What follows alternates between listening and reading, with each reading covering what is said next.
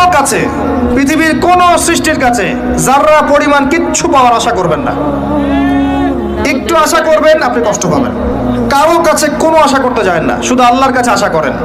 সমস্ত কাজের প্রতিদান আল্লাহর কাছে চান, পরকালে আপনি সুখে থাকবেন ইনশাআল্লাহ। শেষ হাসি আপনি হাসবেন ইনশাআল্লাহ। এছাড়া আমি কোনো সলিউশন দেখি না ভাই। আমি কলিজা থেকে কথাগুলো বললাম আপনাকে, আর যে কথা কলিজা থেকে বের হয় সেই কথা আপনার কলিজার মধ্যে আঘাত করবে ইনশাআল্লাহ। সব কাজ শুধু আল্লাহর জন্য করেন, কেউ আপনার আপন না। আল্লাহ ছাড়া কেউ আপনার আপন নয়।